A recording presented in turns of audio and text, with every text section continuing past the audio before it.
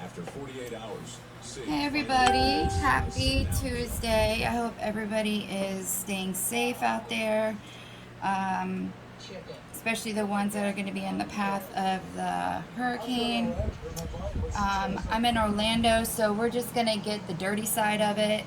Lots of wind, rain, possible tornadoes.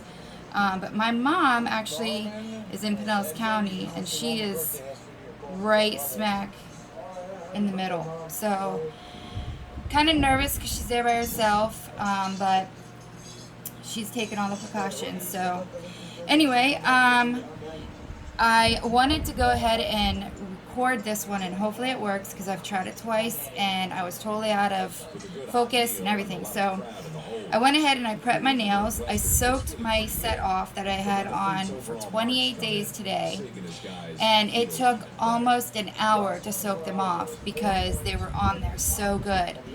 So hopefully these are going to be the same. I'm doing something a little different though. I'm going to go ahead and decorate the nails before I put them on. See if it's a little bit easier for me. Because my right hand is my dominant hand, so sometimes it's harder for me when I have to decorate my right hand with my left hand. So, and I don't have any the tacky stuff, so I'm using cut up sticker to hold the nails on. So hopefully I can do this. I had a headache, so I took some Excedrin, and now I'm shaking from the caffeine. So hopefully I don't mess this up. But anyway, let's get down to it. Okay, so I went ahead, like I said, and prepped my nails. I put the dehydrator on, the primer, and got it all ready. So what I'm going to do is I have these flakes. I'm definitely going to use another one of these. Let's get my little tool out. I'm also going to be using these, and the flowers. Like I said, I'm going to be doing every single nail a little different, just to have fun with it. Figured I'd do it today in case we don't have electricity tomorrow, which I hope does not happen. But yeah, so. And then I also pulled some glitter aside. I got some gold, some purple, and some really pretty pink. So let's go ahead and start. This is thumb, working my way down to my pinky. Same. So let's go ahead and let's go ahead and do the index finger, which is going to be these two fingers right here. And I'm going to go ahead and do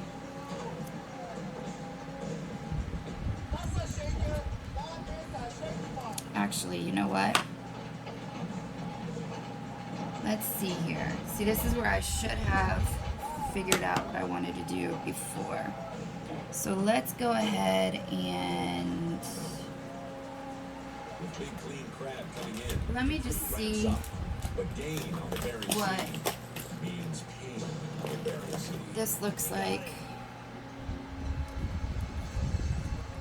on top of one of these. So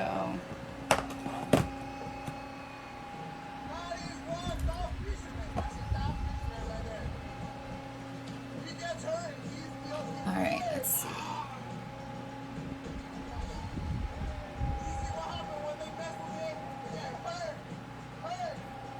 Oh yeah, okay, cool. That was easy. So go ahead.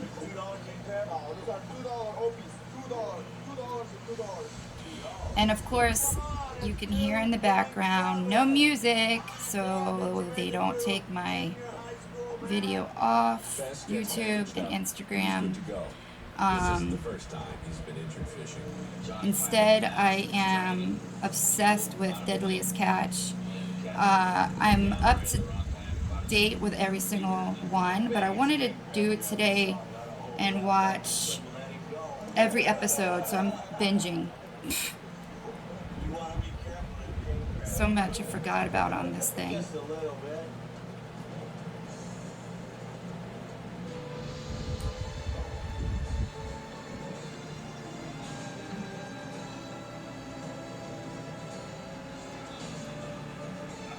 Yeah, see, this isn't that easy with the sticker. I need the tacky stuff to hold it.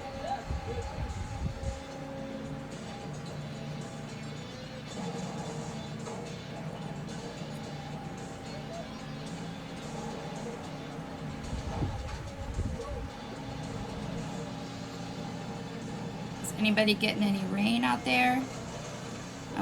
We had a little bit of rain earlier. I had my windows open. It was nice. But it's not, it stopped and it got really hot. So went ahead and turned the AC back on. Power is lost, and the retriever is adrift.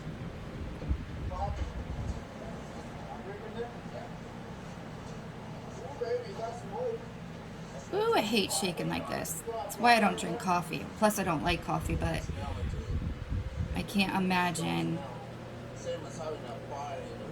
how bad I would be shaking if I drank coffee. But Excedrin's the only thing that seems to work for my migraines. Just regular Excedrin. I only take one. The Excedrin migraine does not work for me at all. So, and I took that at like 12 o'clock. So I'm still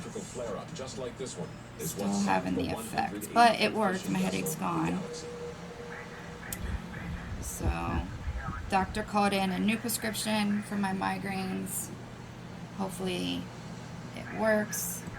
Because with my stomach, I'm not supposed to be doing Excedrin at all. See, this is so cool. It's just like this, and then I would put the ticky-tack, whatever you call it, inside, and then it just sits right on there, and it's a magnet, and it just goes right there, so you can pick it up,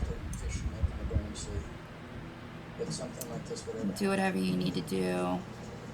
18 of the crew got into a life raft, but the raft was seized by a current and carried away. Alright, so Captain Schumacher sent a swimmer to reach an approaching fishing go boat, ahead and fearing the close life that. raft would drift away without being seen.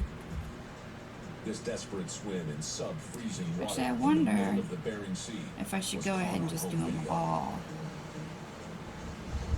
Exhausted and chilled, Let's go ahead and the do crewman that. was pulled to safety. A few moments later, another fishing boat steamed toward the life raft. And I see their crane in the distance swinging out real slow, and I see this red object coming up, and I they're hope pulling I'm this in raft up on the foredeck. focus And I here. knew that the guys were fine. Captain Schumacher and two Yeah, see, this crewmen isn't were still sticking. on the bow. Flames licked Actually, their backs. before I do that, I have to buff the outside. The next thing I know is that this H-60 Black So. Hawk helicopter comes screaming out of the sky. I'm gonna do this off camera so I don't get anything messed up It here. started coming around, it started circling over us, and I'm watching this whole operation, and I'm going, my God, thank you. As the Coast Guard helicopter approached the Galaxy, a series of tremendous explosions ripped through the ship.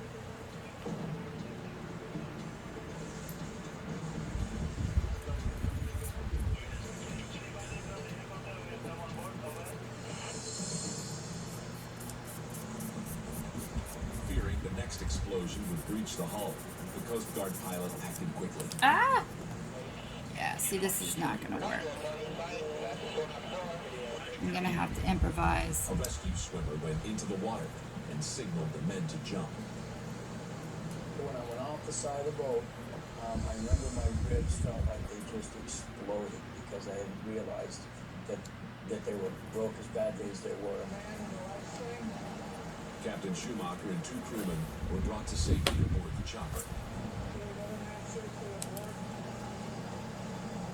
I can't tell you how wonderful it felt seeing an H-60 Black Hawk helicopter with a guy jumping out over and over and over to help each and every one of us, putting us in the basket and taking us to safety.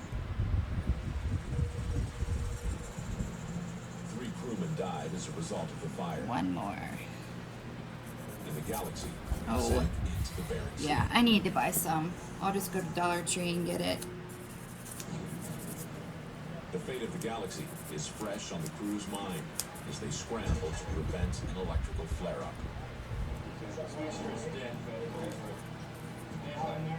Stand by. Stop wiggling. Touch. Don't touch. Okay? Stop. Alright, so let's go ahead and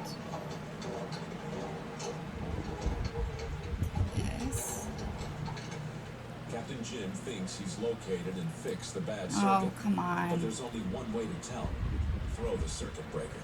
If it's the wrong circuit, the board could short out again and start a major fire. Okay? Stop.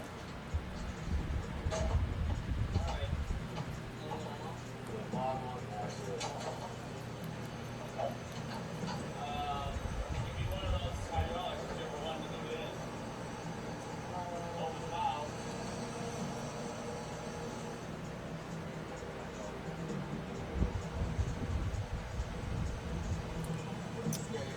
Ah, this is not working.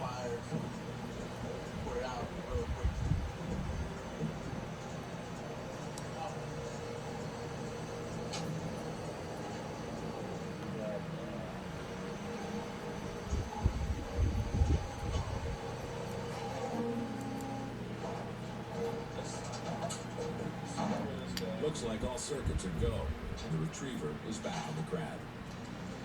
Happens sometimes. Just gotta take as it goes. Try to fix it.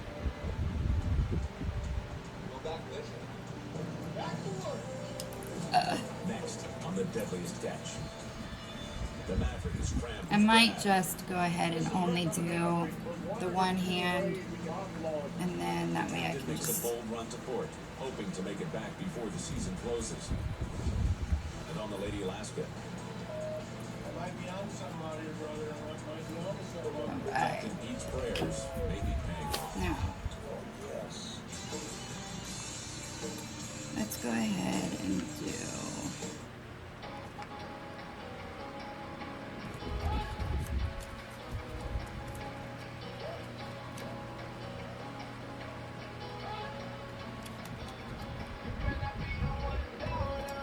Come on, Tammy.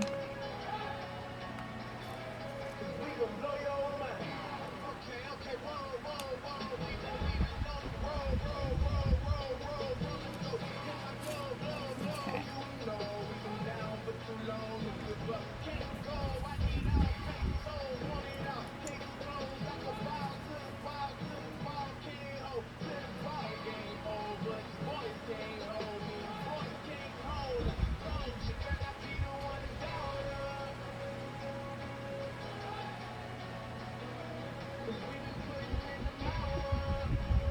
Oh, wait. Oh, I almost had that backwards. –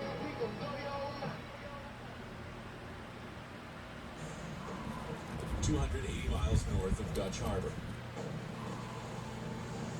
Evening of the 3rd day. With both its forward and aft tanks brim full, the Maverick heads to the I'll cannery. just do these Along two. the way, they pull up 3 remaining pots.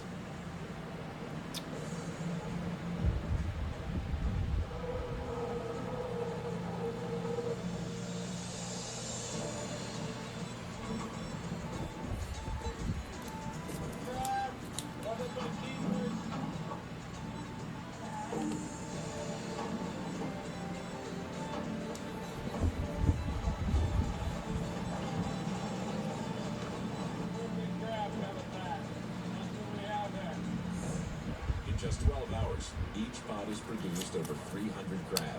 So Captain Oh, I Drake really sets wish them I could be back, listening to some hoping that music when right he now. returns from St. Paul, the pots are bursting at the seams. If the season's still on, the Maverick will be that much richer. If not, the crab will have to be dumped back. And we're gonna work till about 5 p.m. and then head to town in about 11, 12-hour runs. Rick's partner, Phil Harris, urges him to leave the fishing grounds and head for the cannery. Alright, now let's go ahead and do...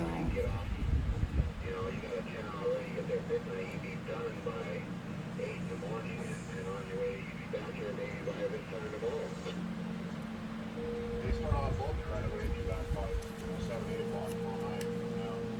I'd call him right now, Ricky, and tell him you're on your way. That's what I would do. Yeah, I was, this is Rick on the Maverick, and I was wondering if there's any way that we could up that the offload to like midnight. That you guys are you working for hours or do you just 5 o'clock? That's not gonna work. Okay, yeah, no, earlier the better, but I know you guys are working as hard as you can. Alright, let's do a little bit of the gold. It's a race against time. If the Maverick gets to the plant before midnight, its catch will be unloaded. If not, they'll have to wait until 5 in the morning. This means they won't get back out fishing until tomorrow afternoon. Then, the Ophelia window may have slammed shut. 260 miles north of the Maverick, the sun is setting on Captain I am Whiskey, missing Lady a Alaska. lot of my So far, stuff. its take has been way below the mark. I don't understand because I keep it all together, so I don't The crew is understand where reweighed it's and going. reset all 90 pots. After running to the top of the string, it's time to see if the new bait is working.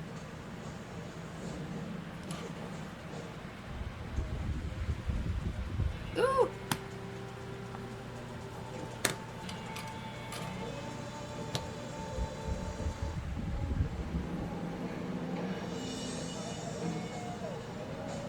Let's do a little bit of...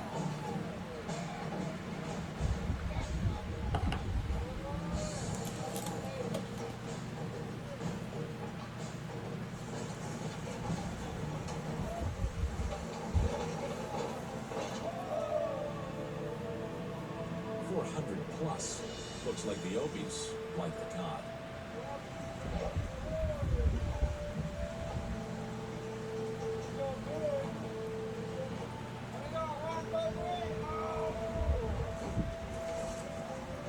What do they look like, Steve? Oh, yeah, 4 or 5 days in a row. Out here by ourselves, just smoking blunts. I might be on something out here, brother. I might be on something.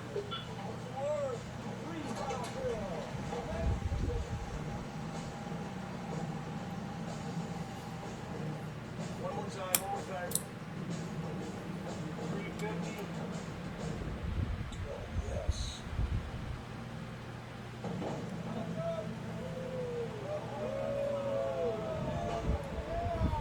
Being a true believer, Captain P ascribes his change in fortune not to cod, but to God. A miracle has happened. This afternoon, I was pulling my gear a mile after I left. My partner, Josh, called his feet. I'm seeing some crab.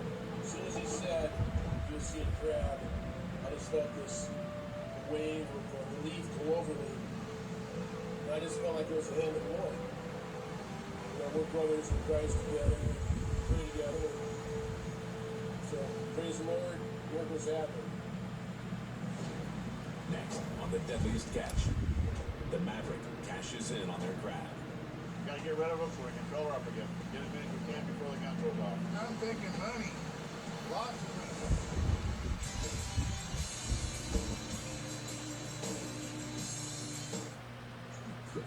Whoa, Susan. Oh, I'm looking for coupon codes. Well, Capital One Shopping instantly searches for available coupon codes and automatically applies them. Call shopping smart? I Nah. don't have Capital One card. You should get one, but you don't need it for this. Just download Capital One Shopping to your computer. Let's go ahead and do... So, when's the party? I love fun, dude. Really? I never joke about hot cheese. Me neither. Capital One Shopping. It's got the genius. What's It's not pretty good or nothing. It's not acceptable or nothing. And it's definitely not close enough or nothing. Mercedes-Benz SUVs were built, designed, and engineered with only one mission in mind: to be the absolute best in the category, in the industry, in the world.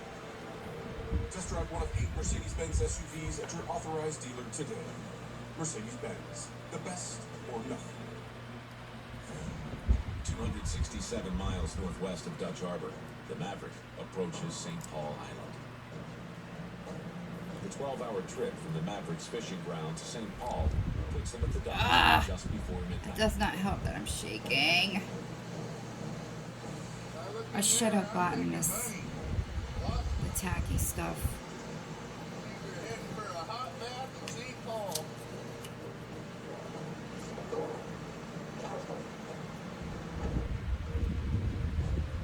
St. Paul, Alaska is a single industry town. Most of the 500 people who live here year-round work at the Trident seafood processing plant. We're ecstatic here on the Maverick this morning. In town, a little sleepy, a little sore, but we're ecstatic. This is stellar. This is Think difficult, it's so far. Yeah, we're just going, yahoo, buckaroo. This is what it's all about. Oh, I might as well go ahead and do.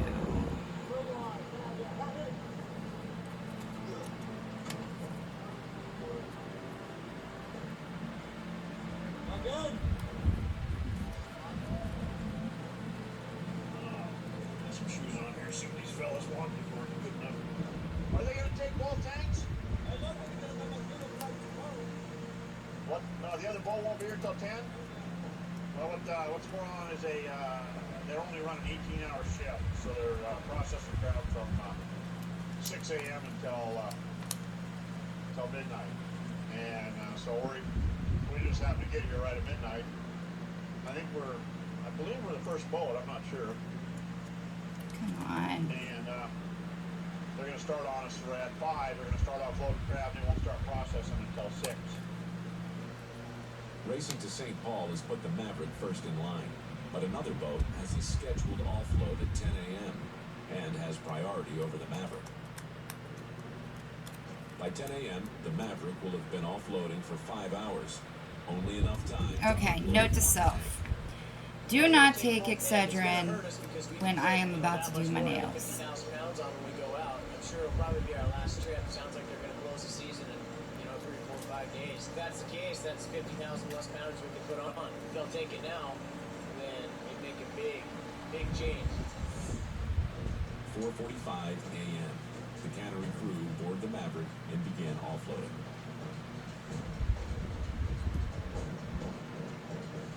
Trident workers attach a giant crab basket called a brailer to a crane and lower it to the deck. The brailer hangs from a scale that's been zeroed out to account for the weight of the basket.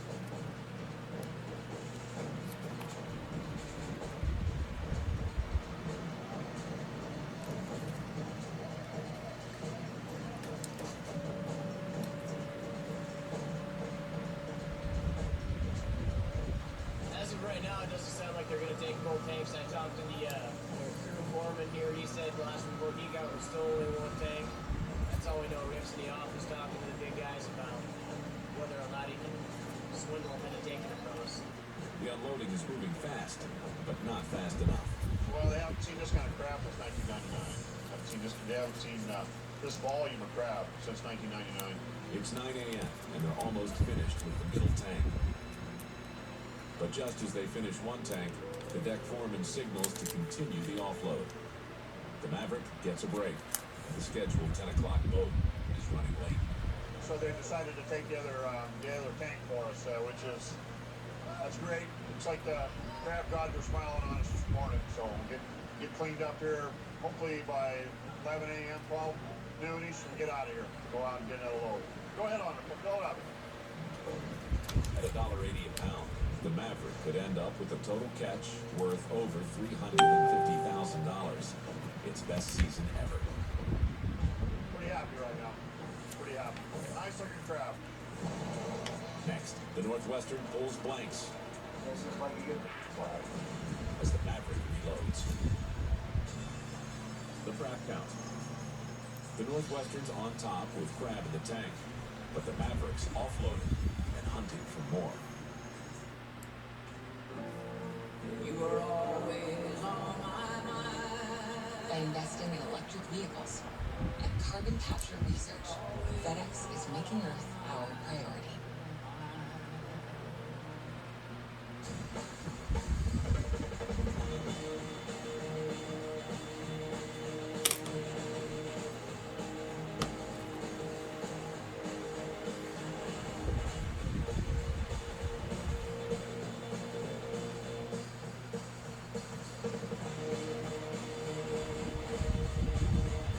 Everybody talk about the All-American.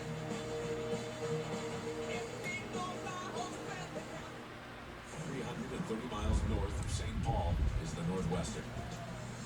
The Northwestern has been lucky so far, but these last strings will decide their fortune. With the season sure to close early, there will be little time to find crab if they're not on it. We're on our third take. I think if this one works out, you know, it can make or break us in a way. It feels like that anyway. It just, we'd like to get something out of this gear this time. Today will make or break the season. I mean, it's with our last night's guesstimations of when it's going to close, today will be the day.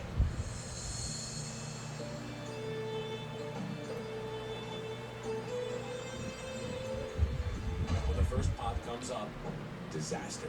The count is less than 100.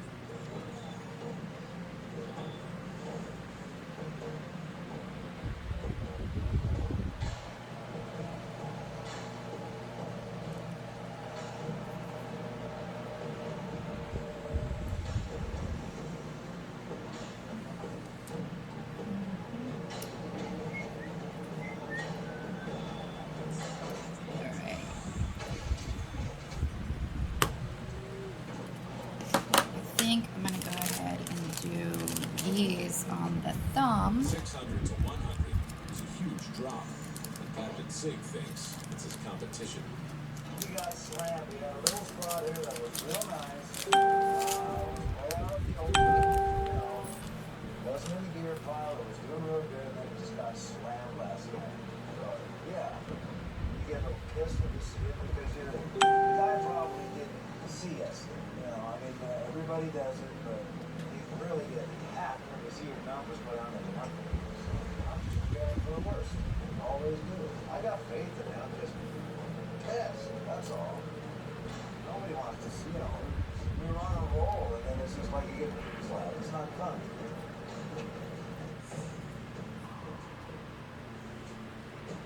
11:30 a.m., day 4. The last crab leaves the Maverick.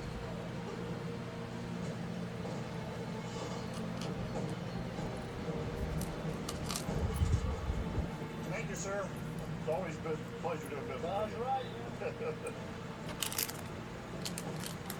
Captain Rick Kwasnick and his crew have taken part in a search and rescue mission. Let's go Floated ahead and hundreds of do- miles, worked 72 straight hours, reeled in 140 Let's do pots, some- and now it all comes down to this: payday. Let me turn the fan off.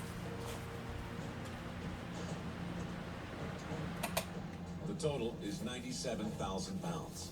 At $1.80 a pound, the final check comes to $169,507.39. Each crew member of the Maverick has made $10,000, and Captain Rick has pocketed $22,000. Not bad for 3 days' work.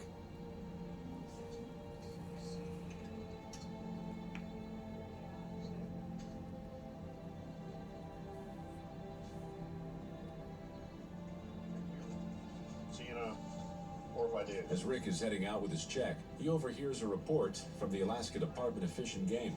Vessel through 0600 January 18, 2005. The cumulative Bering Sea snow crab harvest is 9,300,000 pounds. Well, with that, Ray, don't you think that there's no way that it's going to be announced before noon tomorrow, right?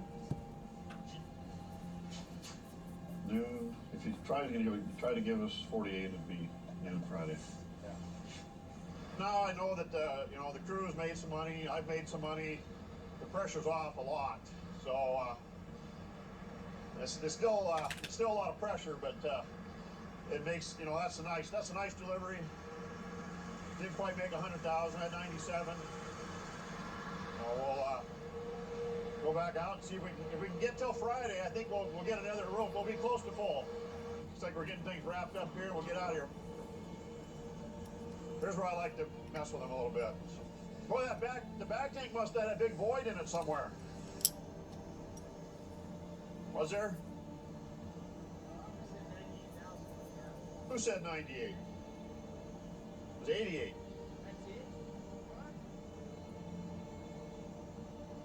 Or maybe it was 98. 98,000. 97 something. I am old to this man. Well, let's get out of here, guys.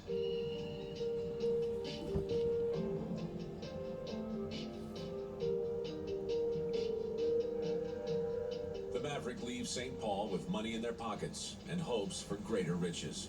As they motor southwest, they expect to find more pots brimming over with crab. But nothing is certain on the Bering Sea. In an instant, the weather can change and luck can turn. But the hunt continues for the deadliest catch.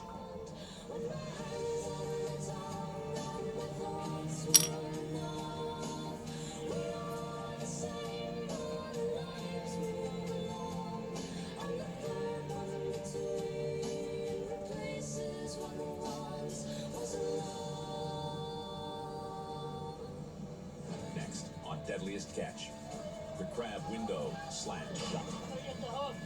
In 35 hours, the season closes. That's that. Another one bites the dust. Captains and crew will stop at nothing. We're not gonna give up. Oh! It's now or never, as the hunt for Opelio crab continues on the Deadliest Catch.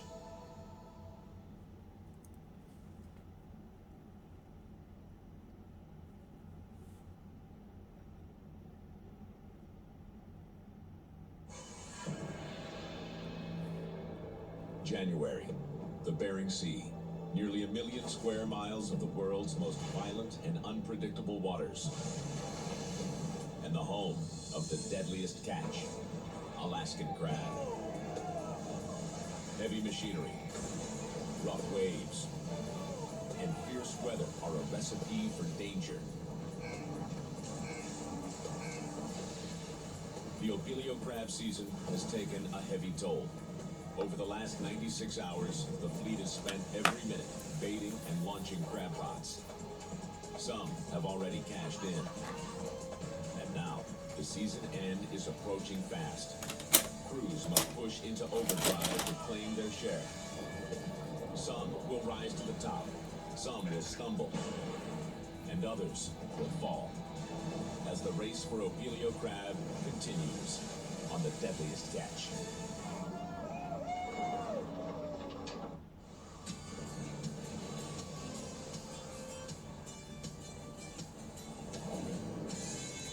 Sorry I'm not talking a lot.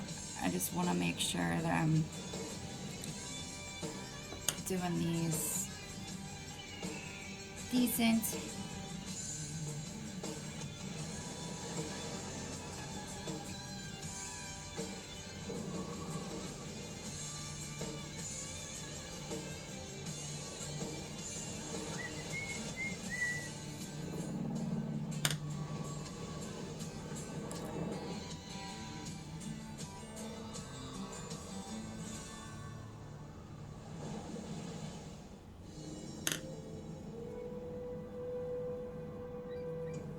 Four days ago, the 171-boat fleet left Dutch Harbor to search for Opelio crab deep in the Bering Sea. The captains have agonized over strategies, and the deckhands have toiled in grueling conditions with little or no rest. Now, their marathon of pain may be nearing the finish line. The announcement of the season's closure is expected. The only question is when. Up on 4125, they're going to make some kind of an announcement of some sort. You hear everybody's tuning the radio. You can hear them turn the radio. They're all standing by, but they said noon. Nothing's happened yet. Nothing yet. I hope there's a little jag in it. If I got another jag in this one, then I think I got her, so. Right on, brother. Right on. I don't know, midnight Friday, noon Saturday, something like that, I suppose. I just don't think this season will last very long now. You depressed me thoroughly now. How do you feel about that? Pretty good? Proud of yourself? The Department of Fish and Game will announce the closure sometime today. Every boat in the fleet must now make the most of their few remaining hours.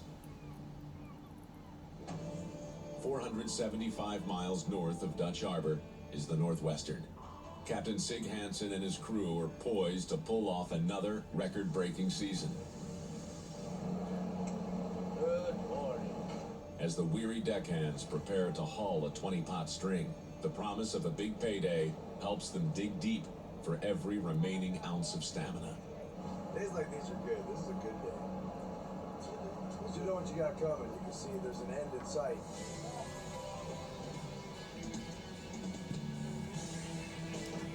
I'm gonna put it The in Northwestern's the first two tanks are light packed with here 145,000 for about pounds of crab. 30 seconds. The remaining tank is the smallest and will only hold another 62,000 pounds. If Sig and his crew continue pulling full pots, 15. it will fill quickly.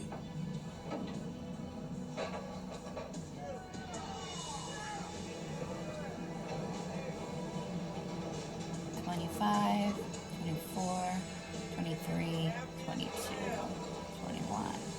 Okay.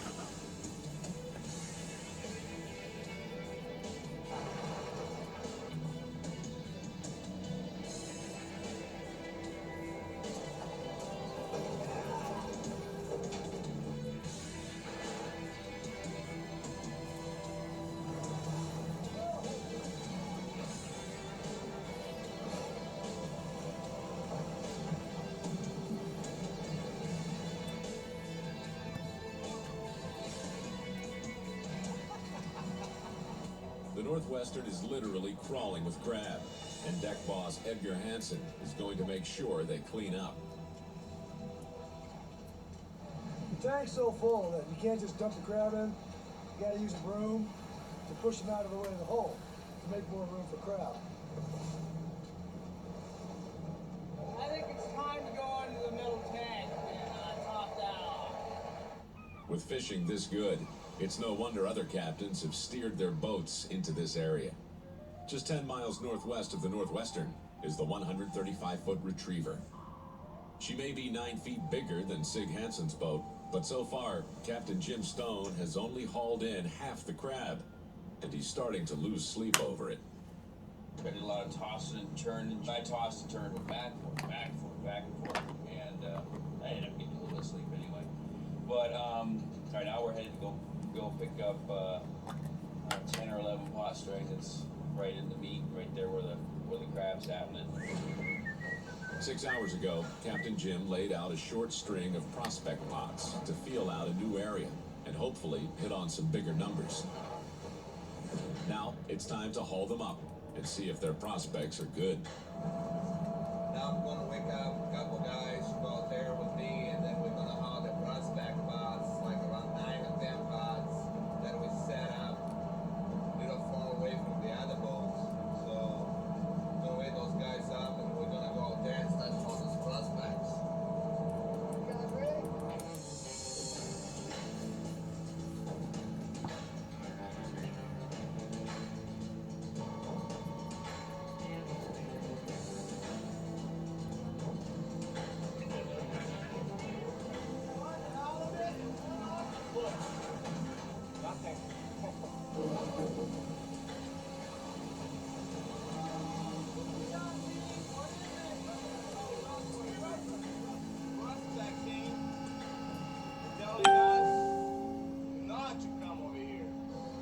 The crab is not here.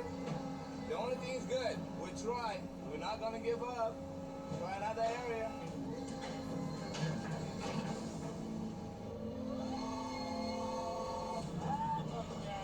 Up next on Deadliest Catch.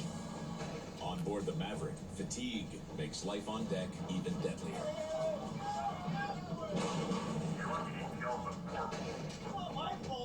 One slip and somebody's seriously injured or maybe even killed. Alright, so that is one of the thumbs. I'll put it in there for a minute. What should we do? I'm going to cashnetusa.com. I can apply in minutes, and if approved, we can have the money as soon as the same business day. Go to cashnetusa.com to apply for the money you need. Can we make swag strips? You don't even have to warm up. Now. They're just quicker. So that gives you more time for things like getting those steps in. Whatever you spend your time doing, we're here for it. Personally, I'd go with Sparkle. It cleans everyday messes, and it won't clean out your wallet. Add to cart. Amazing. Amazingly affordable. You got that right. 330 miles northwest of Dutch Harbor is the Maverick. Captain Rick Kwasnick is back to the fishing grounds after offloading. The 19-hour round trip to St. Paul provided the pots with a good soak, allowed some rest, and gave the crew a taste for the big money payoff. That's a horrible. I spent all my money on moving. They'll go through these 70 pots, you know, as fast as I can jam them down, they'll go through them. I mean, these guys are pretty hungry for some action. Hey, onward. Charge. A $160,000 check in Captain Rick's pocket feels good, but the rumors of closure means they'll have to hustle to fill the boat a second time. Oh, yeah, there they are. I see them.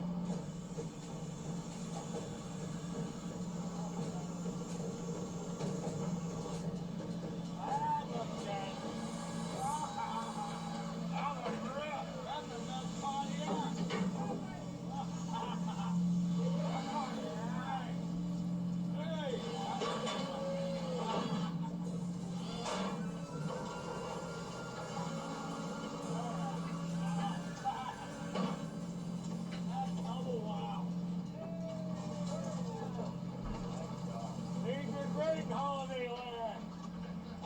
We got a few crab. We got a few. I was counting, but I lost count now. With pots like these, filling the boat should be no problem. But overconfidence brews carelessness.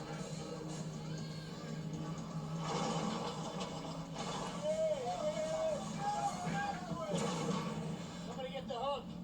The hook. A half-ton pot slipped off the launcher and crashed onto the sorting table. They're lucky. Only crab got hurt this time. Probably smashed a couple 100 pounds worth of crab. But it happens from time to time. As long as nobody gets hurt. You want even dare ask why that buck on the launcher? We were trying something new. Yeah, well, you're lucky you killed some poor fish. It's not my fault. Not your fault. Who's running the long dog? I was holding them. Sometimes it comes loose. Well, that's right. But don't anybody get around that table when he's shaving his loss. They always say that. Yeah, you just can't leave it alone, can you? You gotta piss them off. Things are going way too smooth. I'm not new. I'm not ignorant. When I do something wrong, I know it. And I'm harder on myself than anybody else would be on. So when you start doing those comments, all that does is compound me already getting pissed off. As everybody knows, this is not a safe business, and just got to be doubly careful. We work long hours and get tired, groggy, and one little mistake, and somebody's hurt bad. Hey, breakfast is ready, guys. Why don't you come in and get a bite to eat? The crew take a break as they run up the hill, 2 hours to the next 20-pot string. A good meal and sleep are a rare commodity at the end of a crab season.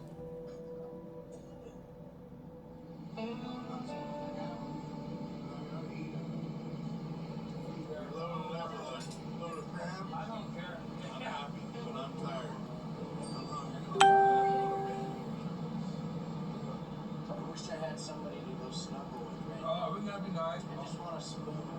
That's all. Okay. Good night. While the boys rest, Donna takes a shift at the helm. For Donna, being a part of the crew is a labor of love. When I first started fishing with Rick, it was a challenge for me because I'm taking care of 4 to 5 boys or men. I'm their nurse, their psychiatrist, sometimes their bartender, their mom away from home. Mike, you didn't have anything to eat before we came in. Do you want me to fix you a quick plate? I kept it hot for you. I just want to take care of them. I guess it's the motherly instinct in me.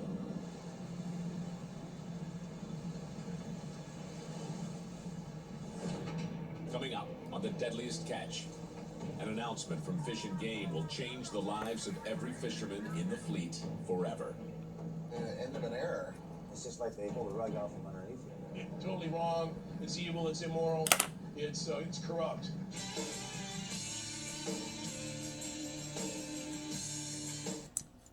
Start your day with all the support you need in Skechers Arch Fit sandals. Skechers teamed up with podiatrists using over 20 years of data to create a sandal that provides foot and arch support for all-day comfort. This one in there. Certified arch support for men and women. Daryl's family uses Gain Flings now, so their laundry smells more amazing than ever. Isn't that the dog's towel? Hey, me towel, suit towel. More Gain scent plus Oxy Boost and Febreze in every Gain Fling. 320 miles northwest of Dutch Harbor is the Billiken. Captain Jeff Weeks hopes the dawn of a new day brings better luck. If the Billiken is going to make a profit this season, it has to happen now.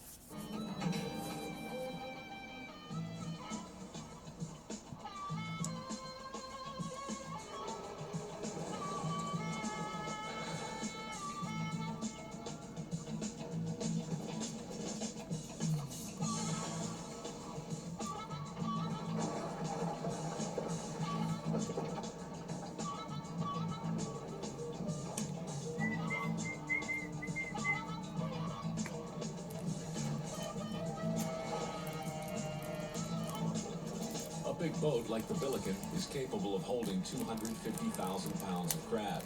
Captain Jeff knows that if the season stays open for just 2 more days, he could catch up.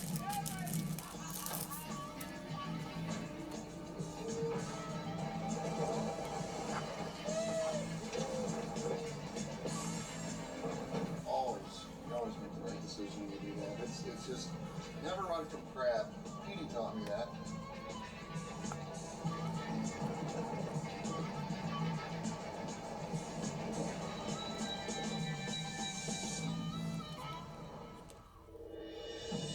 "120 miles northeast of the Billiken, the Lady Alaska is waiting to hear official word on when the season will end. Captain Pete Liskey is not doing as well as he would like, but they are pulling good pots, so he continues to bait and reset them. 17 more minutes. We've been out here since we started setting 4 full days. We're anticipating an announcement here of some sort of significance at noon, so we're waiting for that. Oh, goodness. Looks like we'll get a sample for business for 1 more day.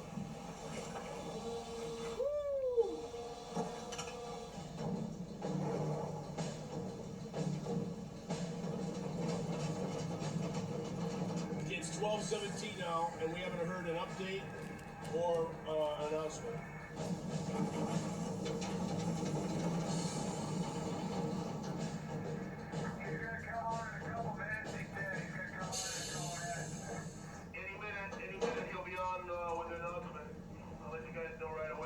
Based on the fleet catch totals, most captains in the fleet anticipate a closure announcement from the Department of Fish and Game. Anybody hear an announcement? Poses 23:59 on the 20th. Midnight tomorrow. 59 on the 20th. You got 35 and a half hours is what Forrest just said. So that's good. That gives us 12 more hours than we we're expecting, and we'll just have to, once we set this gear, we'll have to figure out how we're going to do that, but we're going to get this gear set and then go from there. We got 36 hours more. 36 hours to give us 12 extra hours. Makes me sad.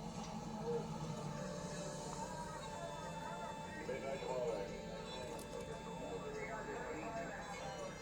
On the 20th. Poses 20 35 and a half hours, closes at 23:59 on the 20th.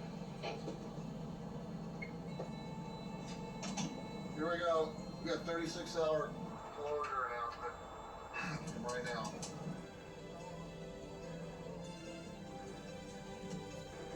That's that. Another one bites the dust. Last one bites the dust.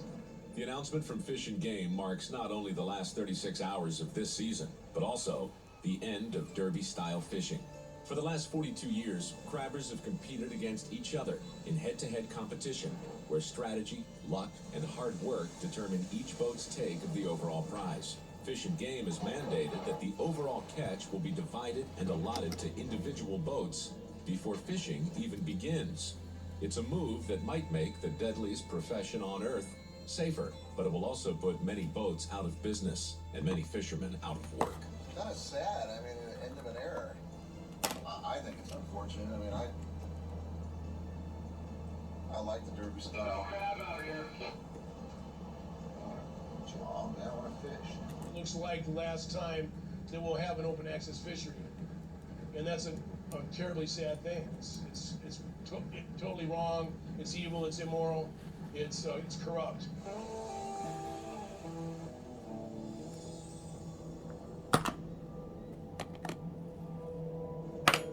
I am making a mess. I like the way it is. It's the American way to me. It's go for it, and do it yourself, and all that. So, Sig loves fishing. He loves the derby, and he loves the chase, and he loves the thrill, and he loves sleeping on his feet. You know, but that's his problem. It's not going to be the same. You won't have that competitive fishery, and as far as I'm concerned, it's what I'm used to. I mean, I'm in the prime of my life. It just gets better and better, and it's just like they you know, pull the rug out from underneath you. Even if you give me this much crab to fish in this much time, I'm still gonna do it as fast as I can. Why? So I can go home again. I mean, I don't really enjoy being up here. I enjoy my work, sure. I enjoy my surroundings, but I don't enjoy it more than I like being home with my family. It's a whole new road for us. I'm glad that I was able to share my opinion, my heart, and about this fishery for the last roundup. It's been, you know, it's been a good 30-year run. So thanks a lot. God bless you guys.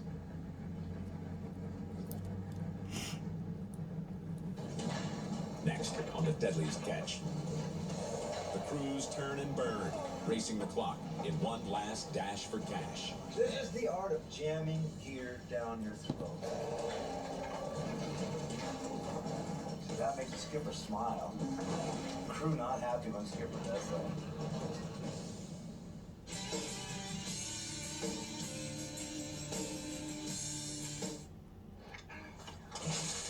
What should we do? I'm going to CashNetUSA.com. I can apply in minutes, and if approved, we can have the money as soon as the same business day.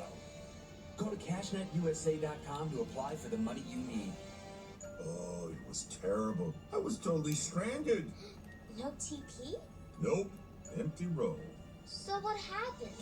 Well, we started buying Charmin Super Mega Roll. Whoa, that's huge. Charmin Super Mega Roll is 6 rolls in one and lasts so much longer, you don't always have to worry about the roll running out. I'm glad you were rescued, Dad. Me too. It was a huge relief. Enjoy the go with Charmin. Guaranteed to fit or your money back. Boy, I sure enjoy kids. Oh, come but I on. enjoy Vanity Fair extra absorbent napkins even more. I mean, whose kids are these? 475 miles to the northwest of Dutch Harbor is the Northwestern. With the clock ticking towards closure, Captain Sig is trying to move through his last 60 pots at breakneck speed. This is the art of jamming gear down your throat. What we're doing now.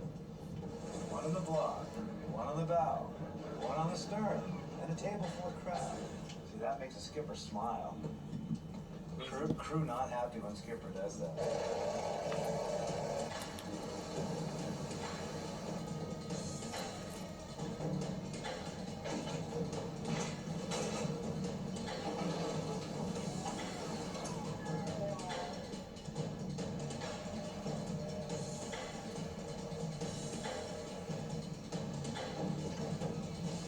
Sake's pushing a little too hard for the crew to keep pace.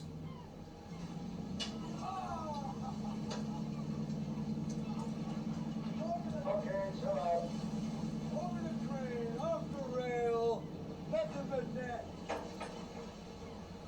Season closes tomorrow at midnight, so midnight the 20th. It's over. The end is in sight, but deck boss Edgar Hansen is not ready to let down his guard. So you stoked now that you guys are just about done? Yeah, we're almost done. It's getting down to the wire, but it's never over till it's all the way over. From the time I started fishing, my old man's told me stories about past generations, problems that have happened, and there have been boats that thought they were done fishing and just didn't make it in. Edgar's concern was a reality. On the evening of April 26, 1976, the four-man crew of the 80-foot crabber, the Master Carl, were heading home after a successful Tanner crab season when the weather took a nasty turn.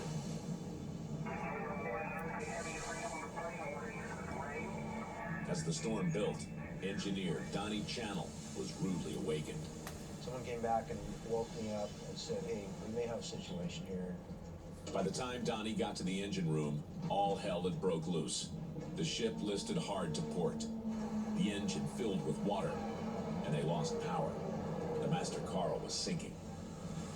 Tom Miller was saying it was Mayday, Mayday, is the Master Carl or going down. To my knowledge, nobody heard that. The four-man crew were out of options. To jump in the ocean in the middle of a storm, you had to think about it, you had to do it. But you knew where you were going was safer than where you were at. We were seriously frightened at that point. They launched the life raft and abandoned their doomed vessel. They were now at the mercy of the sea in a massive storm.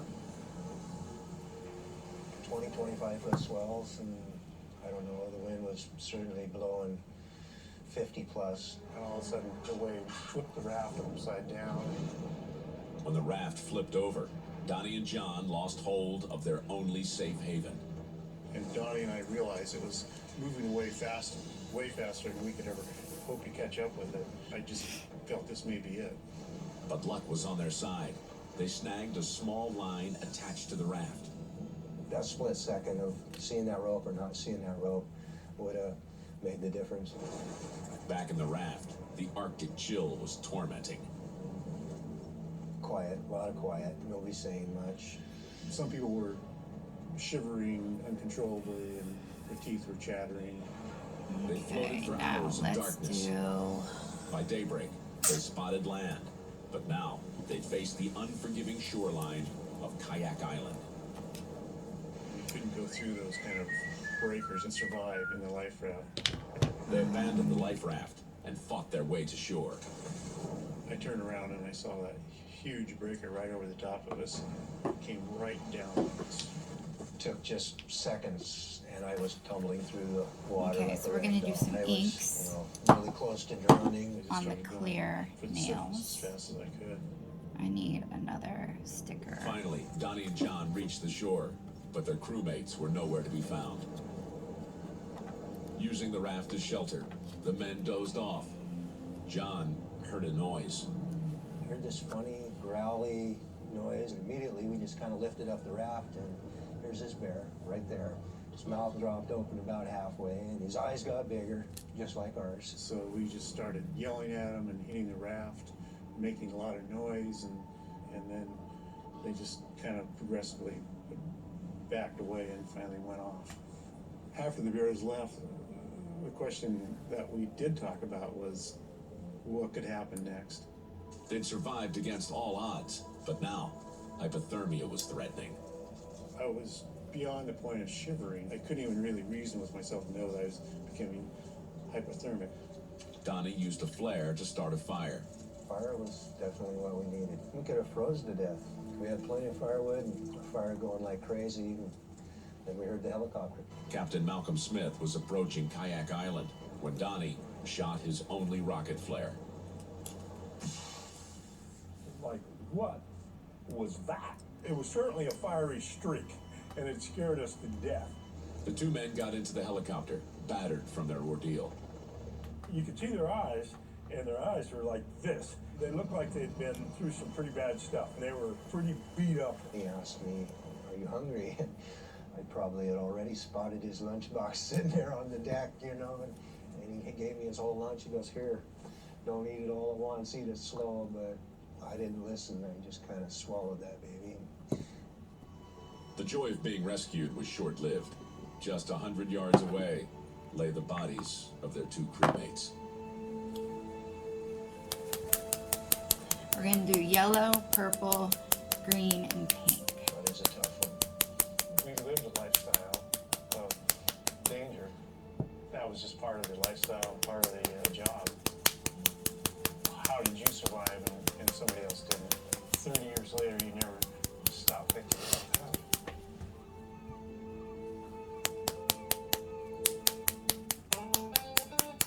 10 miles north of the Northwestern is the Retriever. Their venture north for better crab was a bust, and now they're returning to 30 pots of left soaking. When Captain Jim left this fishing ground, his numbers were low, but things have changed.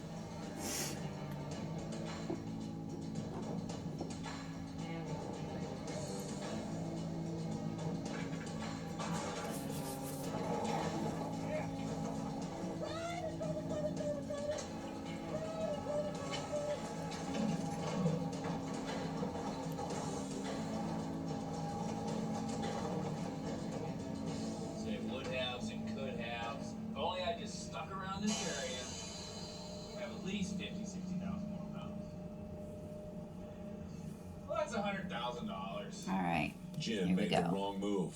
Even worse, his rival made the right one. I'm assuming Sig on the Northwestern. I'm pretty sure he stayed right in here, right in the berry patch. He made the right move, and I would guess, and I hope he's full. I imagine he did. I used to believe this was going to hold up.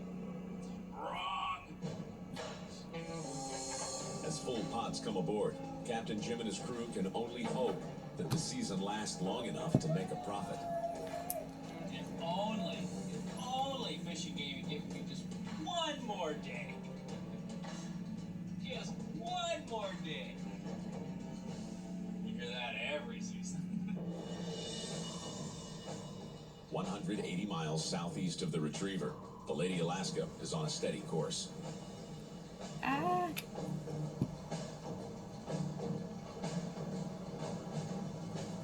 After 96 hours of back-breaking labor, the deckhands get a little punchy.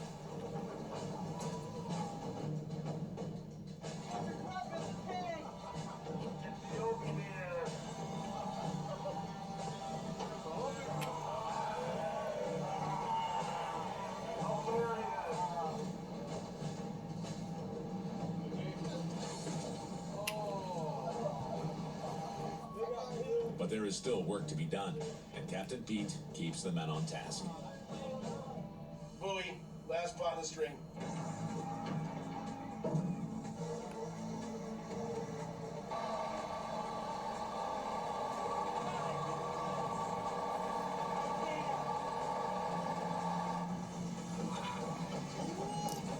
Oh, come on. Really?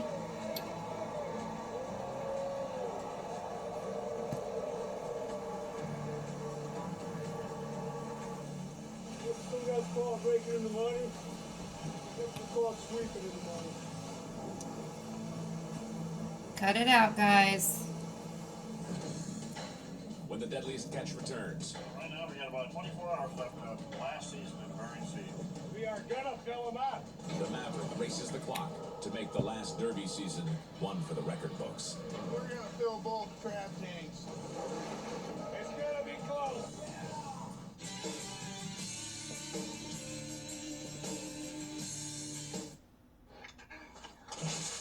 What's should we do? I'm going to cashnetusa.com. I can apply in minutes, and if approved, we can have the money as soon as the same business day.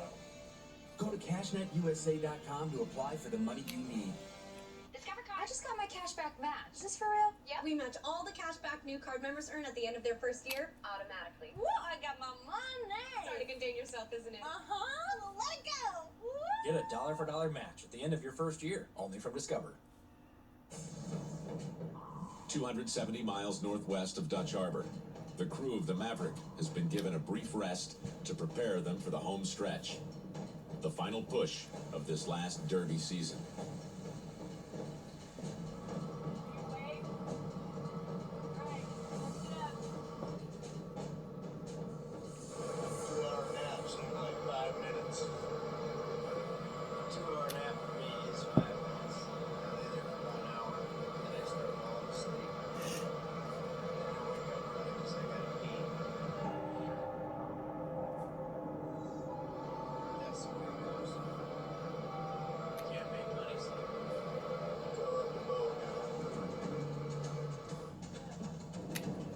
With the crew taken care of, Donna waits until the last possible moment to wake the captain.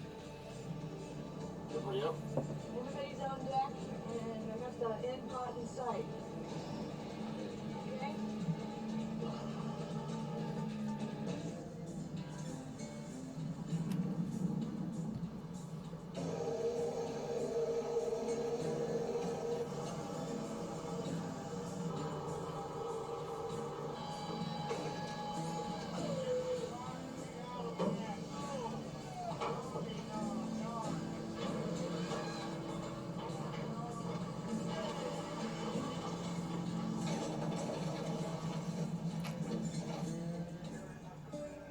Right now we got about 24 hours left of the last open access season in the Bering Sea. Right now I'm threading the needle here on the string on a hard and soft bottom. Difference here is you're either going to get 300-400 or you're going to get 0. And I don't like zeros.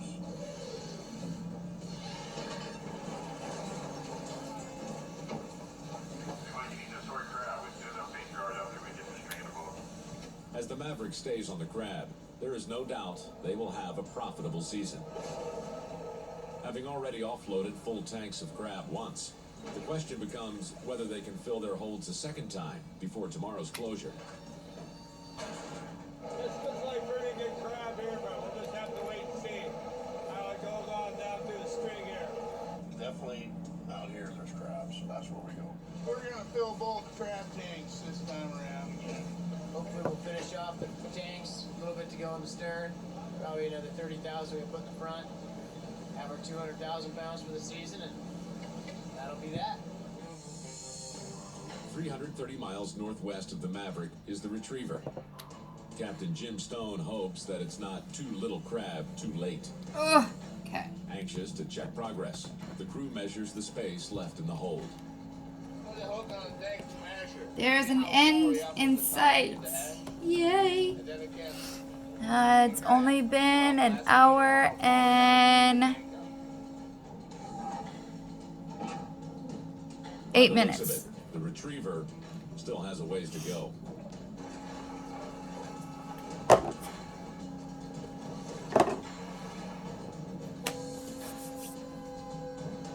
think I'm gonna try this.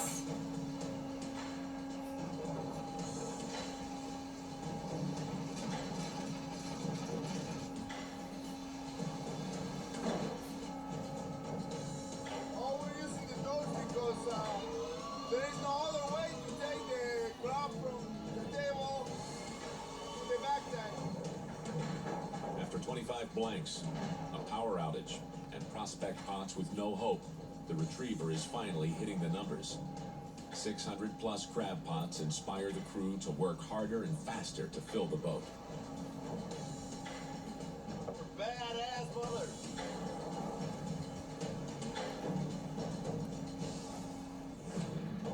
Next on Deadliest Catch. Need a bigger boat. 3 months ago, the Northwestern took home the trophy for King Crab. Now, the Norwegians want back-to-back titles. Go in and be gods. The crab count. The Northwestern's hold is full, but the Maverick is hastily closing the gap.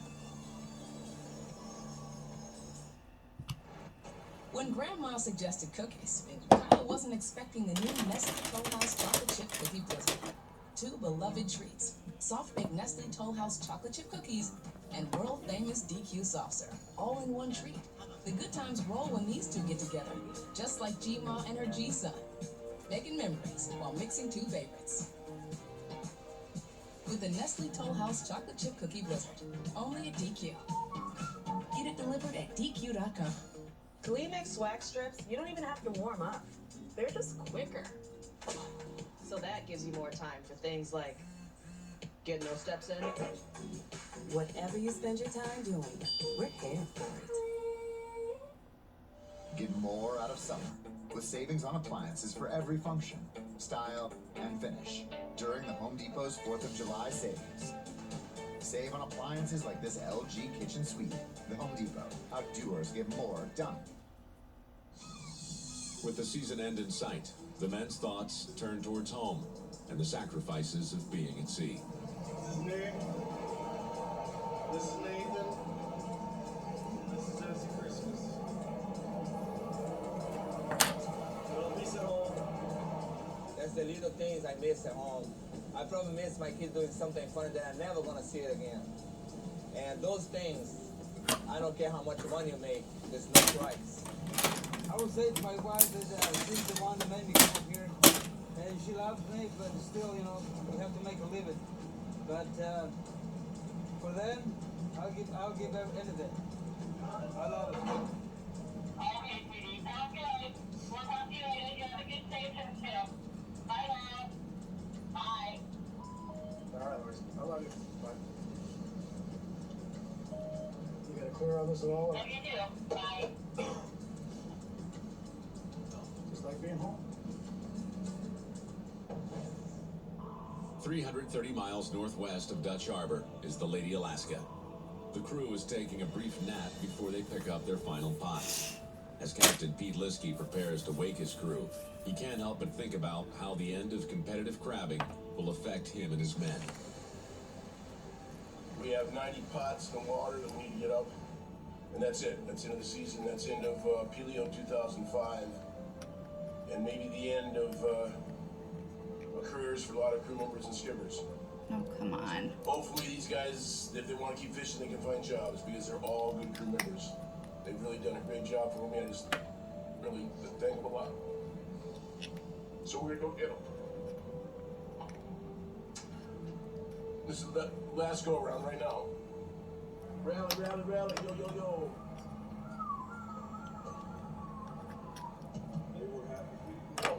Okay, now let's do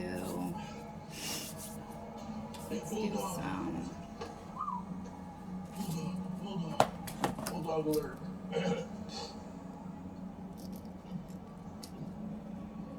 There's Kyle. That's called, his nickname's Bulldog. He's a great deckhand. I love you. Love you. Okay. It's unbelievable. This is the last derby. Yeah, they're really dangerous. Okay. Well, Father, we just come before you right now, Father, we give you the glory, Father. We thank you, Father, that we're safe. Thank you for my crew again. Bless our loved ones at home, our wives, and our children. And thank you for Kevin and Winona. Letting us, again, let's go. Give you all the praise and glory. All right.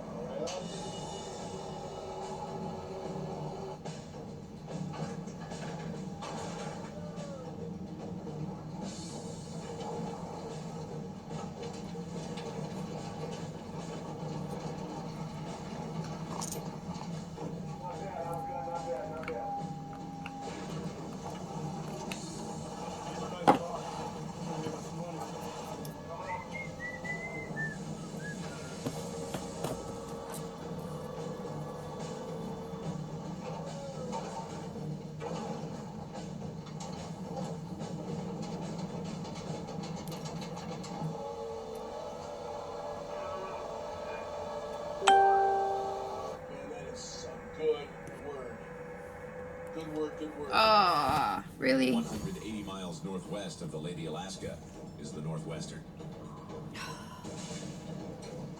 Captain Sig Hansen keeps his crew in Good constant job, motion Timmy. as he accelerates through the final 80 pots.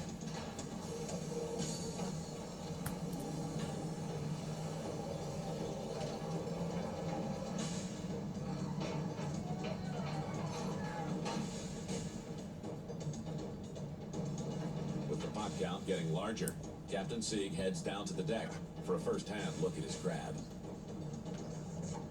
I don't want to get wet. Pull up. Holy! Right there, I can reach down and grab. Yeah, it's settled. Wow. Right there. That's right there. That's awesome. Need a bigger boat again? Need a bigger boat. Need a bigger boat. The crew continues to pull full pots, averaging 600 crab.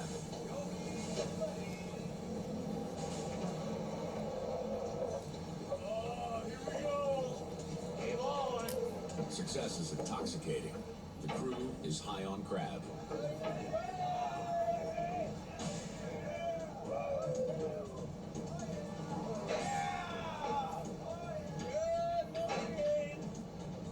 Well, we know we're going to fill the boat. The question is, do we put them on deck or do we not? Do we take our pots, just go in, be happy with what we got, or do we put 30,000 pounds on deck?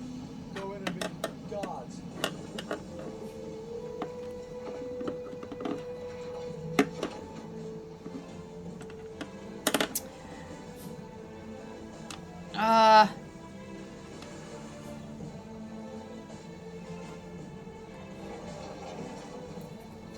The Northwestern can't cram any more crab down the chutes, so they pull the hatch off the middle holding tank to fill every last inch of free space.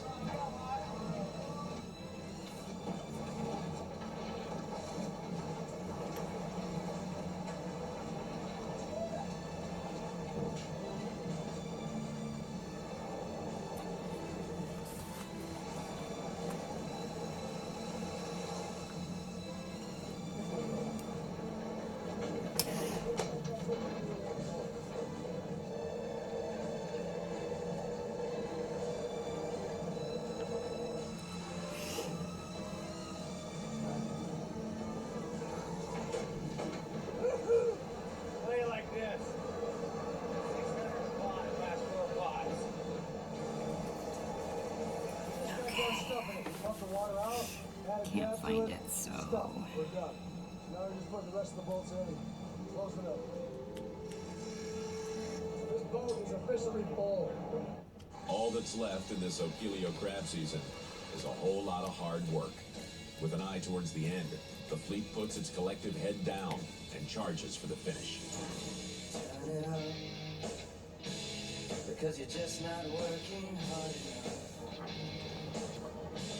And your little bit is not enough. You gotta find yourself someday, son. Turn it on, because you're just not working hard enough. And your little bit is not enough. You gotta find yourself someday. You gotta find yourself someday. On the next episode of The Deadliest Catch, the January Opelio crab season is burning down to the end. Crews push themselves to the limit, Anything for money. and captains risk everything for a bigger share of the riches. That's not what he said 10 minutes ago. As the fleet races to finish and fights to survive the final 24 hours of the last Derby season on The Deadliest Catch.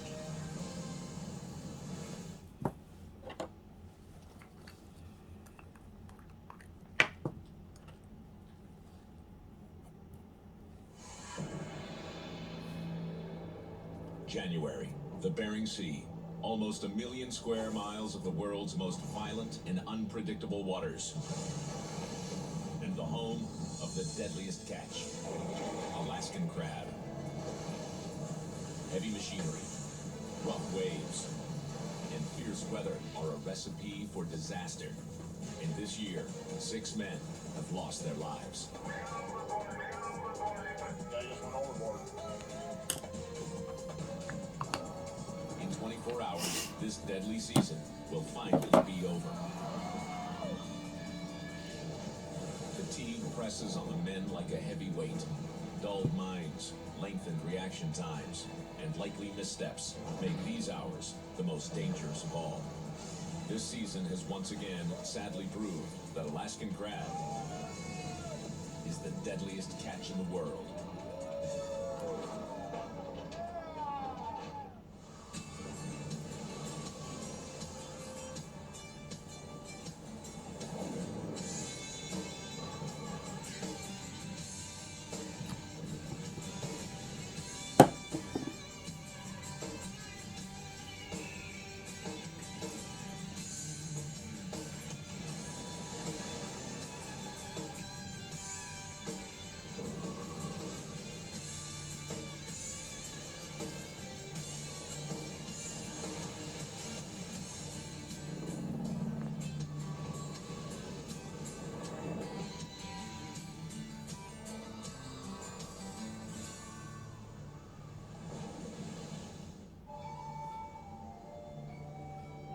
Five days ago, a fleet of 171 boats went to sea. Amongst them, the Northwestern, the Lady Alaska, the Maverick, the Billiken, and the Retriever. In a job where every second counts, the strategy and planning of the captain makes the difference between rags or riches for the deckhands. The final 24 hours will make or break every boat. It's down to the wire. At 1 a.m., the Maverick lies 75 miles southeast of St. Paul Island. With virtually no sleep over the past 4 days, the captain and crew are suffering from extreme exhaustion. They're at the point right now where they're really tired. We're going into the last 24 hours. The end is in sight. For Captain Rick, sleep is not an option. He's been up all night, going over final strategy with his partner boat.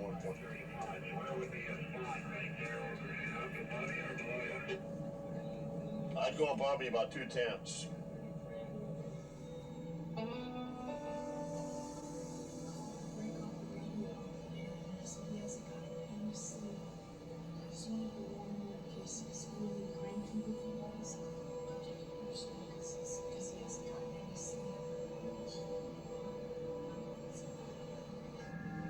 Unbeknownst to the crew, there is trouble on the horizon. What was inside, there was like 2 little ones about the size of, maybe 2-inch backs on them or something, Less than 3 miles away, the Maverick's partner boat, the Cornelia Marie, is pulling up blanks. With his final string in the same area, it appears the Maverick is headed straight for empty pots. I can't believe this. This is absolutely unbelievable. It pisses me off so bad. We set 20 pots in a friggin' desert. The crew prepares for the final push. With roughly 65,000 pounds of crab in the hold, these last strings will determine if it's going to be a good season or a great season. I sure hope we can fill up the last of our tanks here in the last 22 hours. You got your room reserved in Vegas? I don't know. We've been talking. I think I'm gonna have to go get some new cards and some new boots to go to Tahoe. Cool. Hit the slopes, see some bunnies around. Right. Wish I could go back to bed.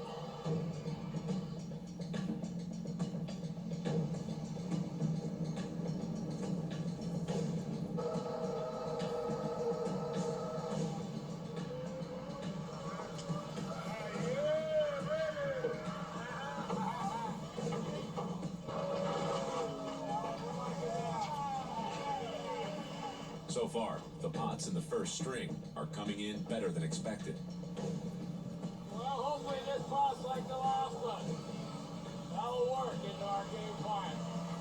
Oh yeah, here they come again.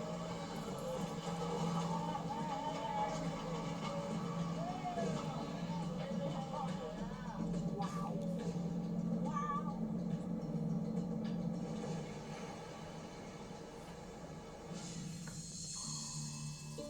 425 miles to the northwest, on the Northwestern, Captain Sig Hansen is having a season most skippers only dream about. The tanks on the 126-foot boat are overflowing with almost 200,000 pounds of crab, and there are 40 pots remaining in the water. With only 20 hours left in the season, there's not enough time to offload at the processing plant and make it back to pull their final pots. Keep hacking them in. Sig and the crew weigh the option of storing the excess crab on deck. It makes me sick to throw them over the side when they're. Let's try it. You know what? Just make a bend, go for it, keep the hose on, we'll call it good.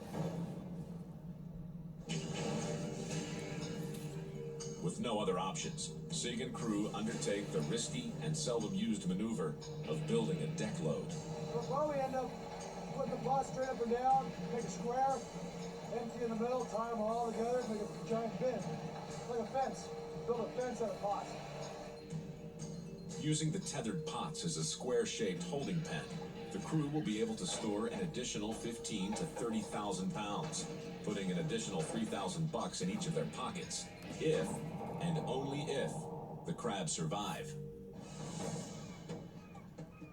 And now, they must wrangle the half-ton of swinging metal into position on the slippery, swaying deck and tie them together, making the job of crab fishing even more dangerous.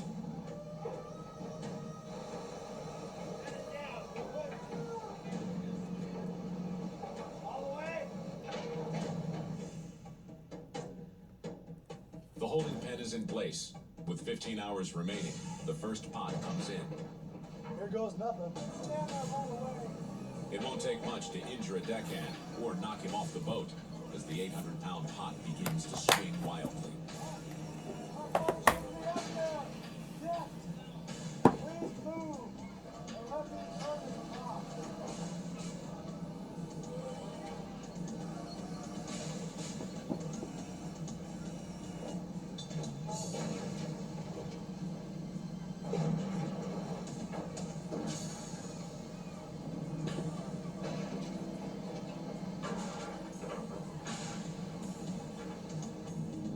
Even when packed in ice, crab can only survive for 24 hours out of water.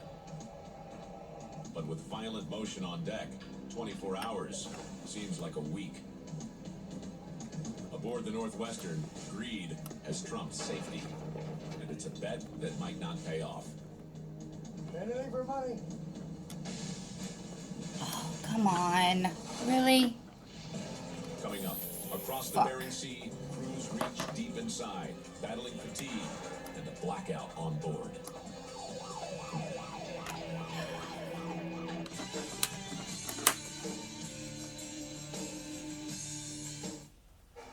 We're making electric-powered deliveries our priority because Earth is our priority. Well, this is ruined.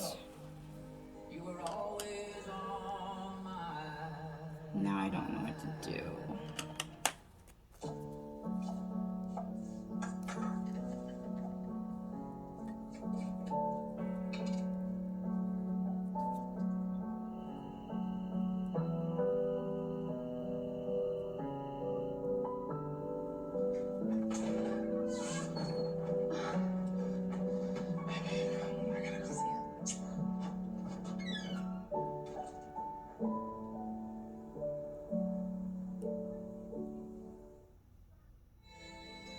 .245 miles west of St. Paul Island, the Billiken is trying to salvage a difficult season. The 132-foot boat with its huge holding tanks has been one of the top 5 producers for the last 3 years, pulling in an average of 250,000 pounds per year. Now, there There are less than 12 hours left in the Opelio season, and with only 100,000 pounds, the Billiken's holding tanks are less than half full. Disappointment plagues Captain Jeff Weeks. Pulled a few crab out in the last couple of days that go from terrible to okay.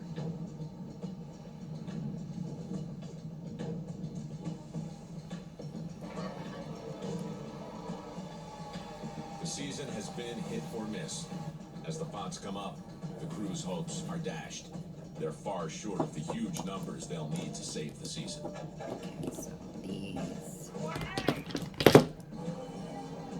Put these together. The captain decides on a bold but risky move. We got 40 pots left, and we're just gonna let them cook for another couple of hours. Probably start up at 8, trying to get every last little one in. So that's what we're gonna do: slam on the boat, grab the tank, and then head for home. For the crew, there's nothing to do but wait and wonder. The Billiken has made their final move, which turns out to be no move at all. Only 9 hours remain in the 2005 Opelio crab season. All right, let's just After get spending this a stuff day out of further the way. south, the retrievers returned north, only a few miles from the Northwestern. For the retriever, this has been a troubled season. Mechanical breakdowns have plagued the plumbing. The electrical panel has gone out. And crewmen have been sick and injured. The boat has lost at least 12 hours of fishing and has only 110,000 pounds of crab in the hold. Now the weather is turning bitter cold, making every movement painful on this last day of the season.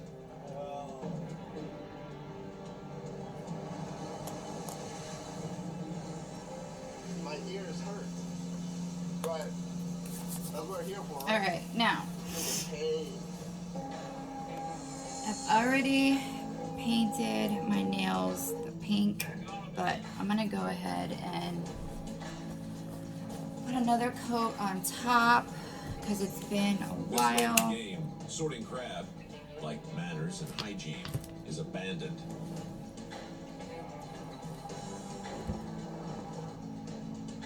As the crew gets ready to head 9 miles to their final string, the ship goes black. The retriever is dead in the water.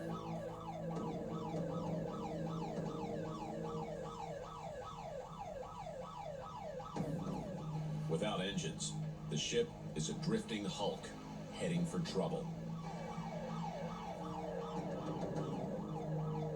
Any emergency on the Bering Sea is a potential threat to the lives of the fishermen.